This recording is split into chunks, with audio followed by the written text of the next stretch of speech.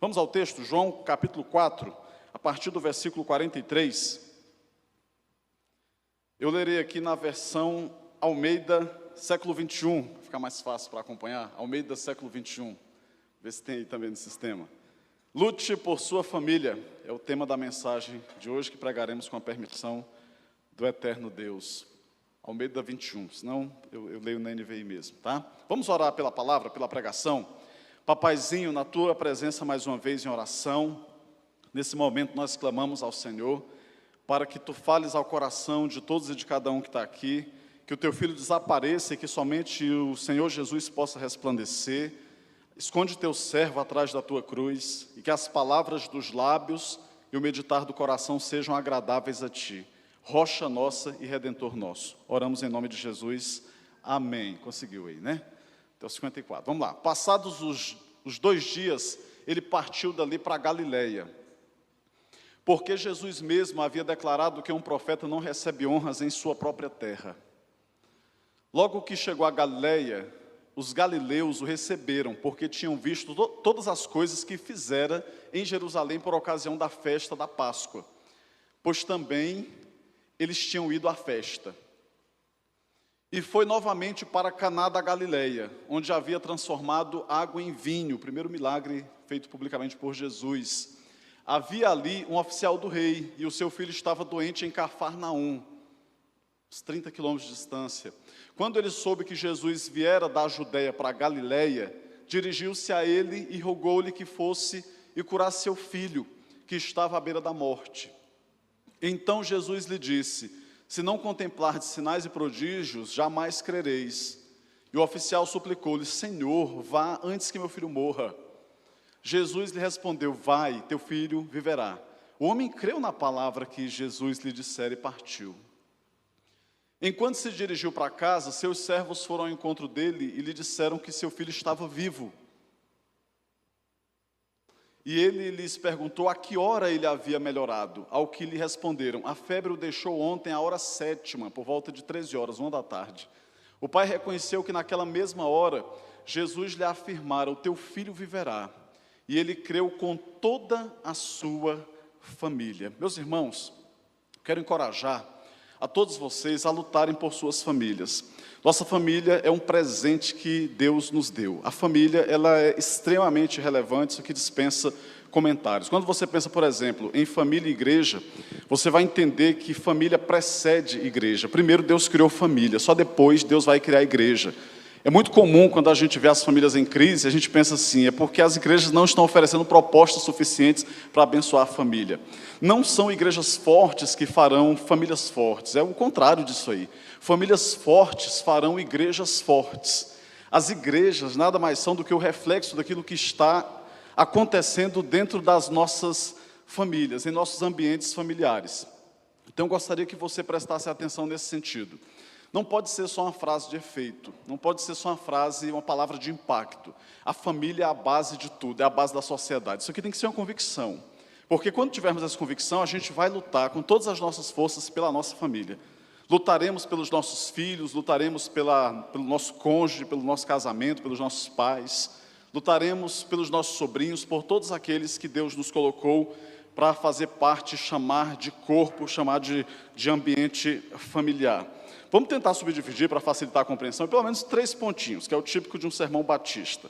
Quando você lutar para a sua família e olhar para um texto como esse, você pode pegar algumas lições. A primeira: levante-se e busque ajuda para a sua família. Parece uma coisa tão óbvia, parece uma coisa tão simples, tão banal, mas não é. Porque nem todo mundo está disposto a se levantar e a se mover em busca de ajuda e solução para os seus dramas familiares. Irmãos, cada vez que nós pensarmos na possibilidade do nosso lar se estremecer, do nosso lar se esfarelar, do nosso lar desmoronar, isso tem que angustiar nosso coração. E por pensarmos do bem da nossa família, temos que estar dispostos a nos levantar, por exemplo, de madrugada para orar. Levantar para ir em busca de ajuda. Se eu estou percebendo que não tenho forças e condições suficientes de lutar pela minha família, eu tenho que ir atrás de quem pode me ajudar. Às vezes as pessoas estão tão ensimesmadas, elas padecem tanto com orgulho que não têm coragem de pedir oração. Uma oração porque tem medo de se expor. O que vão pensar de mim? O que vão pensar a meu respeito? Que eu não fui um bom pai? Que eu não fui uma boa mãe? Essas pessoas sofrem mais, porque elas levam fardos muito pesados sozinhas. Então, você precisa ter coragem, por exemplo, de se levantar e pedir ajuda. Pedir ajuda em oração para os seus irmãos. Pedir ajuda em oração para os seus líderes. Chegar e conversar com a sua liderança e falar: olha, eu tenho enfrentado problemas conjugais. Eu tenho enfrentado problema dentro da minha casa, no meu casamento. Eu tenho enfrentado problema com os meus filhos. Nós temos enfrentado lutas e dilemas e precisamos de ajuda. Vai tudo bem com a sua casa? Foi o que o profeta perguntou. Vai tudo bem com a sua casa? Para muita gente respondeu: não, não vai bem, não vai bem, não vai bem. Mas quando chegou diante de uma pessoa que era reconhecida como homem de Deus, disse: a minha casa não vai bem. Eu estou enfrentando problemas, lutas, dificuldades. Versículo 47 nos mostra um homem que se levanta e vai em busca de ajuda, que luta pela sua família. Veja o texto. Quando ele soube que Jesus viera da Judeia para Galiléia, dirigiu-se a ele, quer dizer, ele saiu de Cafarnaum e foi para Galiléia onde Jesus estava. Dirigiu-se a ele e rogou-lhe que fosse e curasse seu filho que estava à beira da morte. Ele tem uma ação, ele tem um movimento, ele não fica parado, ele não fica inerte, ele se levanta, ele se move. Quantas vezes você já se levantou para ir em busca da restauração da sua família, de libertação para o seu filho, de cura e libertação para o seu marido, de salvação e restauração para o seu casamento? Eu dizia que muita gente trabalha pouco com a cultura da prevenção. A gente trabalha pouco com a cultura preventiva, trabalha mais com a cultura curativa. Porque a bomba estoura, você corre, pede ajuda, pede socorro. Até isso está diminuindo. As pessoas pouco têm lutado até na cultura curativa. Às vezes, quando a gente vai saber, a pessoa já divorciou, o casamento já acabou. Às vezes, quando vai saber, o filho já está sendo afligido, já está sendo perseguido pelos donos da boca de fumo. Às vezes, você já está no meio de um cipoal, de um emaranhado, de uma confusão sem fim. Por quê? Porque não teve coragem de pedir ajuda no tempo certo. Não teve coragem de se levantar e pedir socorro, ajuda para a sua família. Nós temos um homem aqui que está buscando a ajuda de Jesus e que se movimenta. Ele sai da sua paralisia, da sua inércia, e ele vai em busca daquele que tem todo o poder, daquele que pode lhe ajudar, daquele que pode socorrer. Eu quero te encorajar a ter amizades espirituais dentro da sua igreja. O ideal é que todos nós pudéssemos compartilhar nossos pedidos de oração com todos. Eu quero parabenizar todos vocês que são ovelhas, são membros dessa igreja, têm coragem de pedir oração por aquilo que você está lutando, por uma causa familiar, uma peleja, um desafio que você tem enfrentado. Não deixe de clamar. Não deixe de pedir ajuda, porque a oração de um justo pode muito em seus efeitos. A oração feita por um homem, por uma mulher de Deus, o poder não reside naquele homem simples de Deus, naquela mulher de Deus, mas o poder reside no Deus que ouve aquela oração. Pessoas que vão te ajudar, que vão estar do teu lado, colocar o braço forte, o ombro para poder te socorrer, para te levantar quando você precisar dessa ajuda e desse socorro. Quando ele soube que Jesus viera da Judeia para a Galiléia, dirigiu-se a ele e rogou-lhe que fosse e curasse seu filho que estava à beira da morte. Quanta gente que vê a sua família desmoronar, que vê os seus filhos em apuro, seu casamento em perigo, mas não tem coragem de pedir socorro, não tem coragem de se mover para pedir ajuda. Eu quero te encorajar, levante-se. Levante-se, busque solução e salvação para a sua casa, para a sua família. Em segundo lugar, e vamos tentar explorar um pouco mais, versículo 46 fala que ele foi novamente para Caná da Galileia, onde havia transformado água em vinho. Havia ali um oficial do rei, e o seu filho estava doente em Cafarnaum. A segunda lição, quando nós pensamos em lutar por nossa família, é a lição de que você precisa vencer a vergonha e as conveniências sociais. Está relacionado com o primeiro. Às vezes você tem vergonha de pedir oração. Às vezes você tem vergonha de se expor. Isso é orgulho, irmãos. O orgulho é um dos piores pecados que existem. É o responsável por todos os outros. C.S. Lewis falava sobre isso juntamente com a W. Tozer. O orgulho é a galinha sobre a qual todos os outros ovos do pecado são chocados. Orgulho. Por causa do orgulho, o diabo é o que é. Esvazie. Igreja é uma experiência incrível que todos nós temos que experimentar nessa vida. É um projeto do Senhor para nós. Se você tem vivido apenas esse culto público no domingo e nenhum outro tipo de experiência, eu não conheço nada mais eficaz do que pequeno grupo discipulado, para você chegar e conhecer o outro como ele é, para você ouvir orações sinceras, ouvir o que o outro está passando. Quando o Marquinhos disser, por exemplo, para nós, onde que vai ser o sepultamento da avó dele, eu espero encontrar os irmãos. Eu sei que é um dia difícil, segunda-feira ou terça, para sepultamento, mas a gente precisa ser presente nesses momentos. É nessa hora que tem que valer a pena a nossa fé e aquilo que a gente crê, porque é isso que faz de nós uma verdadeira família. Meus irmãos, é preciso que a gente vença a vergonha e as conveniências sociais para lutarmos pela nossa família. Esse homem aqui não era um qualquer. O texto diz que ele era simplesmente um oficial do rei, um secretário de governo, como se fosse um secretário do Ibanez, como se fosse um ministro do presidente Lula. É um alto oficial. Ele está na linha de frente, ele está no topo, ele está na elite daquele comando. Mas ele é um alto oficial de quem? Ele é um oficial do rei. Que rei? Herodes. Quem foi Herodes? O camarada que simplesmente mandou, você vai ver nos versículos anteriores, matar João Batista, degolado, por causa da fé, por causa do evangelho. Ele então entra numa crise terrível no seu coração.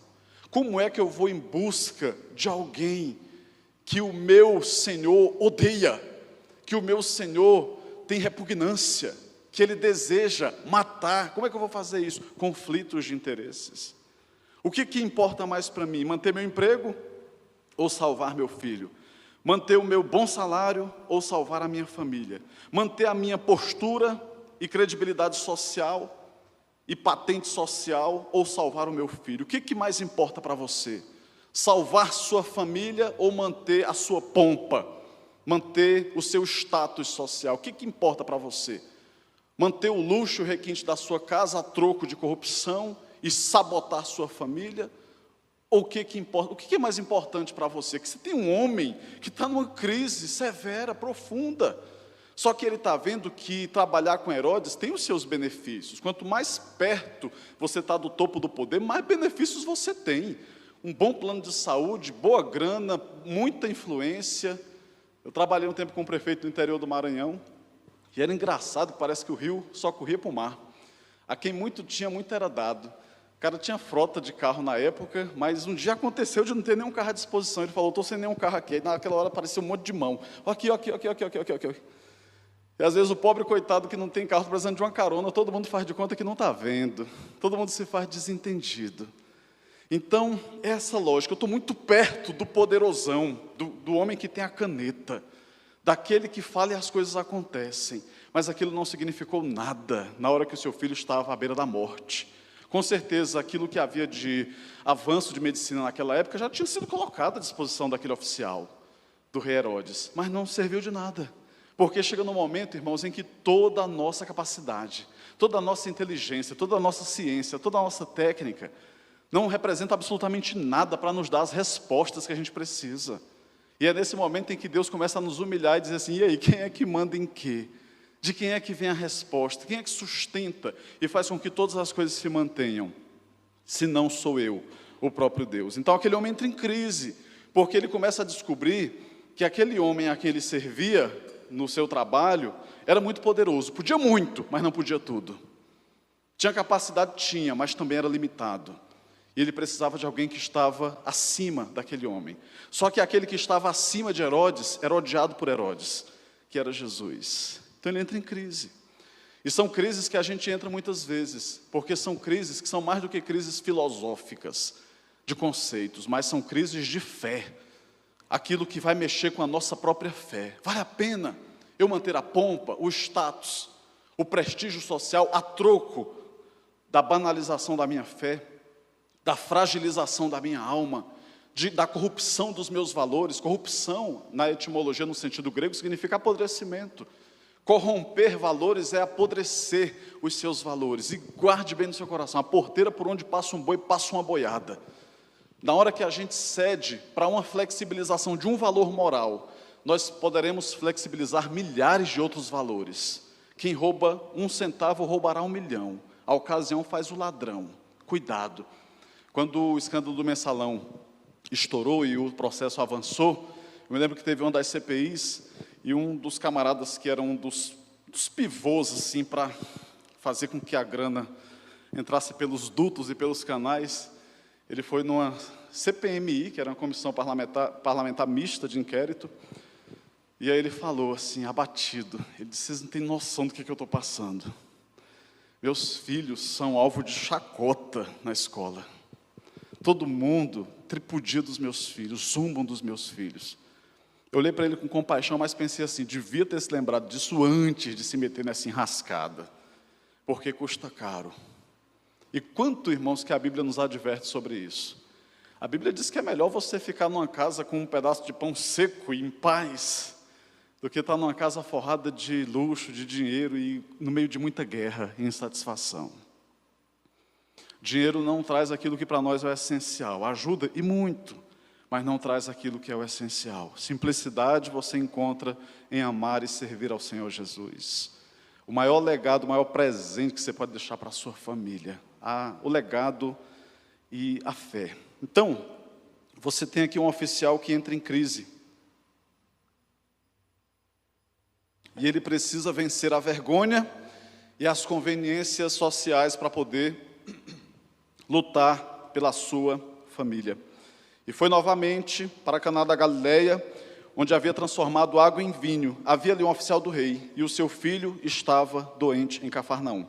Quando soube que Jesus viera da Judéia para a Galileia, dirigiu-se a ele e rogou-lhe que fosse curar seu filho, que estava à beira da morte.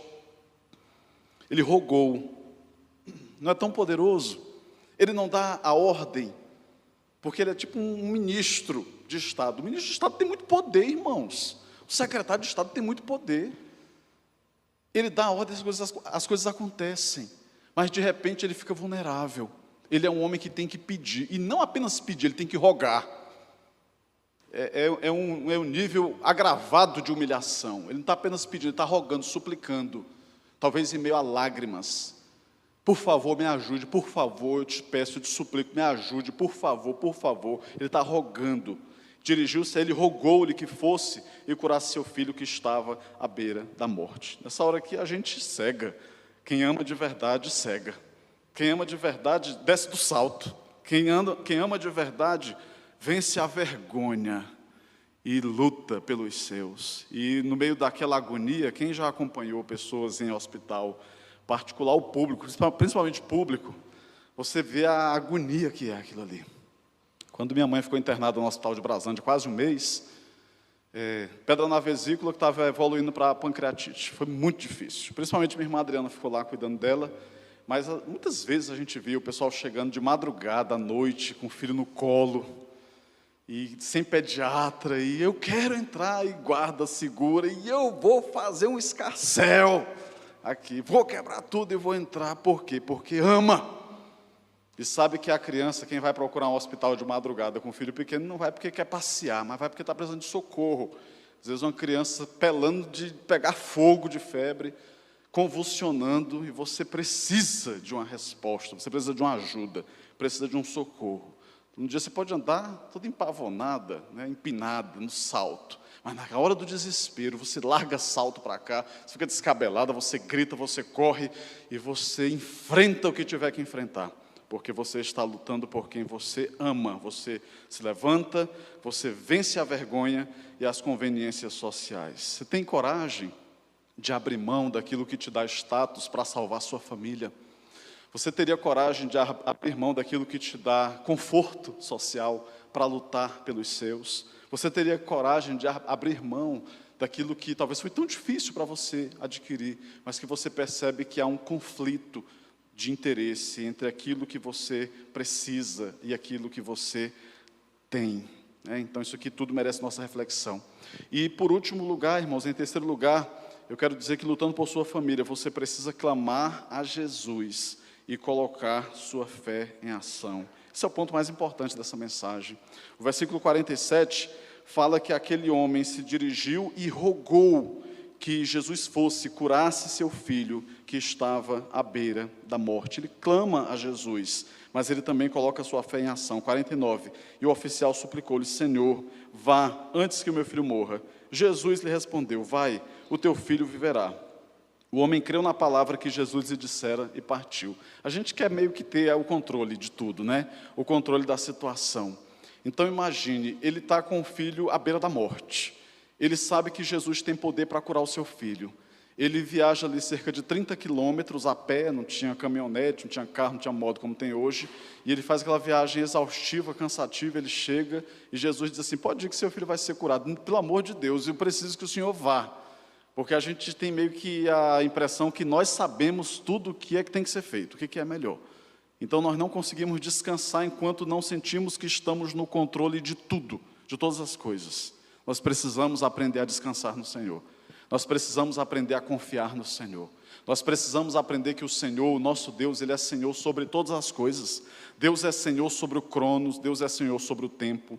Deus é o Senhor sobre a geografia, Deus é o Senhor sobre tudo. Engraçado que você olha aqui, milagres familiares. No capítulo 2, fala sobre o primeiro milagre público feito por Jesus. A multiplicação de quê? Do vinho, transformação de água em vinho, em Caná da Galileia. Jesus está atendendo o pedido de uma mãe, que é a sua própria mãe. Ela faz um pedido, Jesus atende. Jesus mostra a sua soberania sobre o tempo. Porque para o vinho ficar pronto, ele tinha que passar pelo processo de fermentação. Aquilo levaria pelo menos 2 estações. Mas numa fração de tempo, de minutos, talvez segundos, Jesus transforma a água em vinho. Ele é Senhor soberano sobre o tempo. Mas Ele também é Senhor soberano sobre o espaço, sobre a geografia. Ele está em Caná da Galileia. O menino está em Cafarnaum. Ele manifesta o seu poder. Pode ir que seu filho está curado.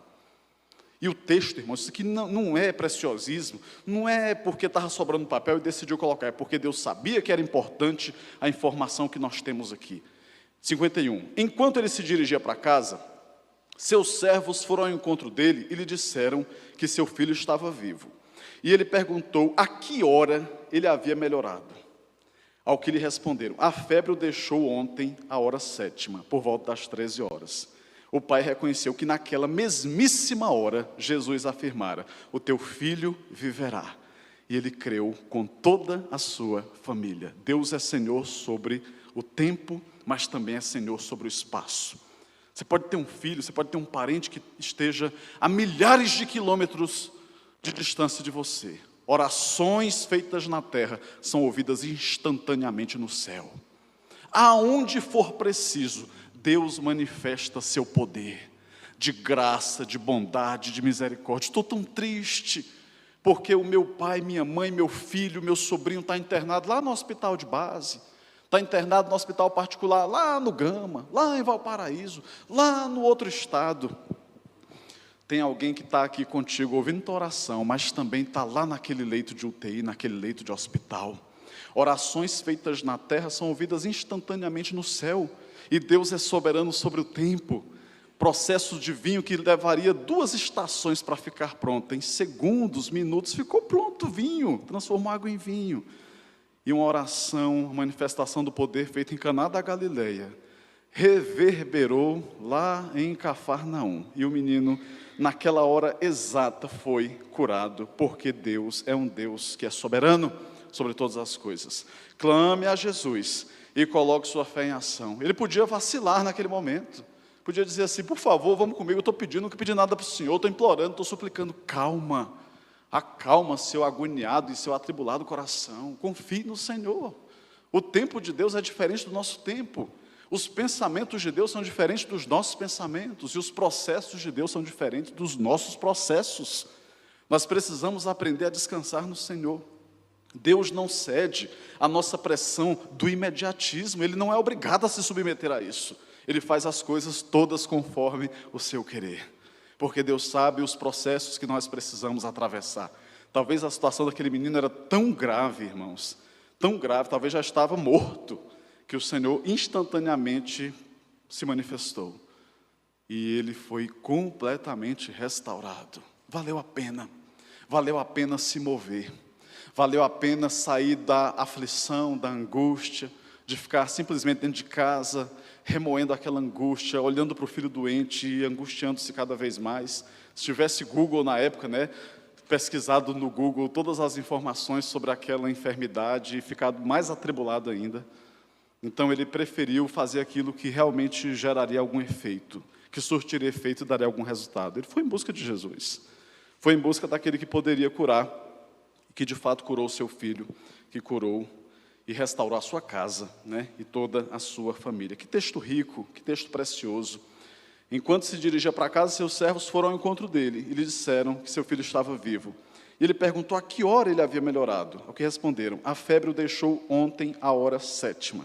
O pai reconheceu que naquela mesma hora Jesus lhe afirmara: o teu filho viverá. E ele creu com toda a sua família. A Bíblia diz assim: se creres, verás a glória de Deus. Fé é algo particular. Existe um momento que nós colocamos a fé em ação coletivamente. Por isso que nós dizemos assim: vamos unir nossos corações em oração. Mas na maioria das vezes você vai perceber que as experiências de fé são pessoais. E principalmente quando você pensa, por exemplo, em salvação, mas para muita coisa na nossa vida. Fé em ação. Mas você tem também aqui uma família que crê. Ele creu com toda a sua família. E aquilo resultou em milagre dentro da sua casa, na restauração da vida do seu filho. Talvez, irmãos, o que nos falta não é jogar mais coisa na cara de quem tem dado tanta dor de cabeça para a nossa família. Talvez está na hora da gente mudar a estratégia. O que você acha de juntar toda a sua família, unir os corações em oração para lutarem pela salvação dessa pessoa que tem dado tanto trabalho, tanto problema? O que você acha de parar e começar a orar pelo homem que hoje talvez é um depravado, mas que pode, pela manifestação do poder e da graça de Deus, se tornar o sacerdote dessa casa? Por que você não ora? Por que você não entra em compromisso com Deus de jejum, de oração, de busca, de entrega? Por que você não vai para o quarto fechado, fecha a porta, sabendo que dentro daquele quarto fechado tem um céu aberto e um Deus que está pronto para te ouvir e entrar na peleja em seu favor? Clama, coloque diante do Senhor, lute pela sua família, lute pela salvação dos seus filhos, pela restauração da sua casa, lute para que o altar de adoração ao Senhor seja restabelecido dentro do seu lar. Clame ao Senhor, suplique ao Senhor. Talvez você esteja nessa fase de ter crise. O que vão pensar de mim? Como é que eu vou me expor? Se até então eu parecia ser uma pessoa de uma vida perfeita, o que vão achar de mim? Não tenha medo de se expor para a salvação da sua família. Peça ajuda a quem pode te orientar, a quem pode orar com você. Nada, meus irmãos, nessa vida, sucesso nenhum dessa vida, compensa o fracasso e a destruição da nossa família. Sempre, no tempo que eu pastoreio, principalmente quem tem filho pequeno, as mães ficam naquele dilema: o que eu faço? Eu não sei se eu sigo minha carreira profissional ou se eu dedico só para casa. Eu digo: olha, vocês têm que conversar aí dentro de casa, mas você tem que saber o seguinte: tem fase que é muito crucial, que os nossos filhos precisam muito da gente, da nossa presença. E você pode ter certeza que esse é um dos maiores investimentos que você vai fazer na vida dele. Irmãos, tem muita gente que investiu nos seus filhos, por exemplo, academicamente. Seus filhos se tornaram gigantes, mas em compensação são verdadeiros pigmeus, anões na fé. Investiram em técnica, investiram em ciência, no academicismo, mas não semearam na vida espiritual dos seus filhos. Nenhum sucesso compensa o fracasso da nossa família. O maior legado espiritual que os nossos filhos podem ter é ver essa dimensão espiritual. Todos os dias eu amo ver minha filha Luísa chegando dizendo assim: por favor, ora para eu ter sonho bom. Por favor, ora para eu ter sonho bom. Eu tinha dito antes que ela não estava confiando muito em minha oração, né? Que minha oração estava achando um pouco fraca. Aí eu orava e ela dizia assim: mamãe, ora por mim. Eu viu que eu orava mais assim, né? Com mais fervor. Agora não, eu mudei lá o tom e ela já está acreditando que aquela oração também vai ajudar. Pelo menos não está fazendo, está na fase do desfraude, né? Tem que orar por isso também. Senhor, ajuda essa bexiga a segurar a noite inteira, porque não aguento mais lavar lençol todo dia cedo. Mas, meus irmãos, são valores espirituais que elas não vão esquecer. Nossas filhas estão colecionando memórias que vão ser para a vida inteira. Experiências com Deus, experiências de fé, caminhar para a igreja, serem felizes. Eu fico muito agradecido a Deus por saber que os grandes amigos das nossas filhas são as crianças aqui da igreja, que estão muito felizes. Eu estava sentado aqui, aí o Nicolas, que é o sobrinho do Vitor, ei, rapaz, vem falar comigo, o Adriel estava do meu lado. Eu disse, fala com o meu amigo Adriel também. Não conhece o Adriel? Eu conheço, ele é lá da salinha. É lá da salinha também, lá do culto, lá da salinha. É muito gostoso a gente ver os nossos filhos aqui convivendo nesse ambiente, saber que eles terão a mesma fé dos seus pais, em nome de Jesus Cristo. Uma fé bíblica, uma fé verdadeira, transformadora. Meus irmãos, guardem essa palavra aqui em seus corações. Que o Senhor Jesus te desperte a lutar por sua família. Não desista da sua família. Bota no seu coração essa convicção. Eu não gerei filhos para povoarem o inferno. Eu não gerei filhos para serem depósito de demônio, mas eu gerei filhos para a glória de Deus. Meu filho pode estar, minha filha, meu marido, minha esposa, pode estar ali completamente desenganado pelo olhar humano, mas eu não desisto de crer. Eu vou me levantar, eu vou me mover, eu vou orar, eu vou clamar a Jesus Cristo, eu vou me colocar na brecha em favor do meu filho, e eu terei fé. Enquanto for possível, um fiapo, uma fagulhazinha de fé, eu vou segurar no meu coração e não abro mão, eu não desisto de crer, eu não desisto de confiar e de me derramar diante do altar do Senhor, em favor do meu filho, do meu marido, da minha família, para a salvação deles e para a glória de Deus. Amém?